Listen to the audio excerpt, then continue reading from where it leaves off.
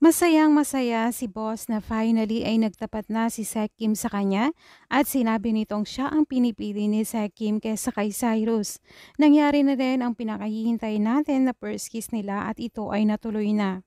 Samantala, dahil gustong makausap ni Sekim si Robert para humingi ng sorry sa nangyari sa event, kaya sinabi naman ni boss sa kanya na pupuntahan nila ang kanyang parents at ipapakilala niya na si Sekim na girlfriend niya na ito. Kaya naman pagkakataon na ito ni boss na maging official na sila ni Sekim na maging magjowa.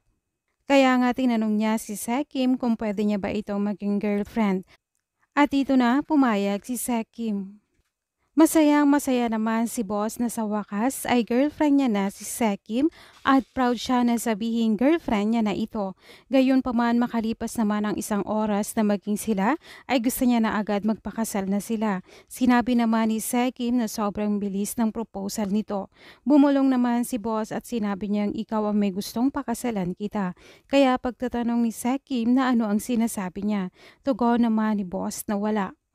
Nang magpaalam na si boss na uuwi na siya, at habang nasa biyahe na siya ay naalala niya itong si Sekim nung bata pa sila. Sobrang saya nga ni boss at hindi niya mapigilan ang kanyang ngiti. Naalala niya ang nakaraan nila nung bata pa sila ni Sekim na masaya silang naglalaro at pati na rin ang sinabi ni Sekim na gusto niya itong pakasalan dahil para itong prinsipe. Dahil namimiss agad ni boss itong si Sekim kaya naman bumalik siya sa bahay nito. Bumalik siya para sabihin kay Sekim na sweet dreams at niyakap niya ito ng mahigpit.